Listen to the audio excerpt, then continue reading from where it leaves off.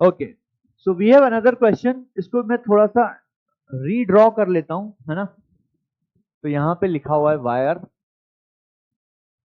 PQRS, diameter लिखा हुआ है 2143, फोर्स लिखा हुआ है न्यूटन में 10, 20, 30, 40। ठीक है, तो सवाल ये है कि चार वायर हैं जिनका मटेरियल सेम है। सेम मटेरियल का सब मतलब क्या है? यंग्स मॉडुलस सबका सेम होगा। हैविंग डायमीटर एंड फोर्स, तो सब वायर का डायमीटर और स्ट्रेचिंग फोर्स दिया हुआ है। अब बोल रहा है कि स्ट्रेन को डिक्रीजिंग ऑर्डर में लिखो। ठीक है, तो स्ट्रेन की अगर मैं बात करूं तो जो डेल्टा L बाय L होगा वो क्या होगा? Force upon area divide by Y. ठीक है, क्योंकि मुझे पता है कि फोर्स अपॉन एरिया होता है Y delta L by L।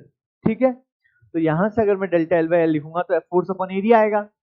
अब बात ऐसी है कि यंग्स मॉडुलस सबका सेम है, यानी कि वाई सबका सेम है, तो जो स्ट्रेन होगा that will be directly proportional to force upon area।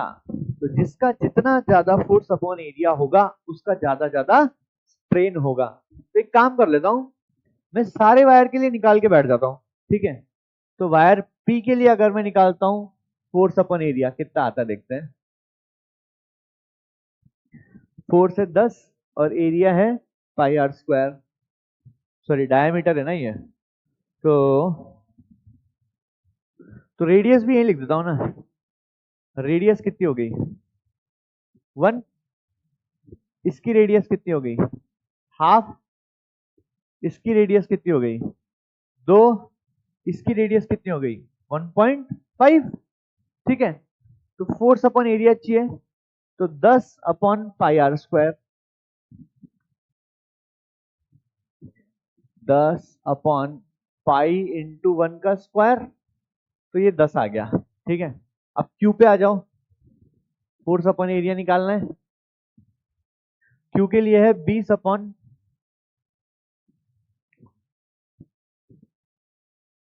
Pi into 0.5 का स्क्वायर। सही है, तो ये आ गया 0.5 का स्क्वायर होता है 1/4, तो ये हो गया 80 बाय पाई। आर के लिए देखो, क्योंकि मुझे केवल कंपैरिजन करना है तो मैं यूनिट वगैरह पे ज्यादा ध्यान नहीं दे रहा हूं। 30 अपॉन पाई आर स्क्वायर,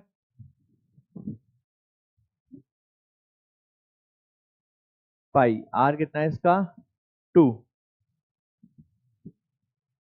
तो 30 अपॉन 4 पाई। ठीक है, तो ये कितना हो गया? ऑलमोस्ट 7.5 बाय पाई, है ना। अगर मैं एस की बात करूं तो 40 अपॉन पाई इंटू 1.5 का स्क्वायर, यानी कि 40 अपॉन 2.25 पाई, है ना। अब ये जो वैल्यू आएगी ये आएगी 20 से थोड़ी सी कम, है ना। तो ये ऑलमोस्ट 18 मान लेता हूं मैं इसको ना, ऐसे ऐसे ही। तो 18 अपॉन पाई। तो अगर मैं इनका कंपैरिजन करूं तो सबसे ज्यादा है क्यू का, फिर आता है एस का, फिर आता है पी का, फिर आता है आर का। ठीक है, क्यू एस पी आर। तो Q S P R option number A is correct. ठीक है, तो इनको डिक्रीजिंग ऑर्डर ऑफ स्ट्रेन की फॉर्म में मैंने जमा दिया, तो ऑप्शन ए इज करेक्ट।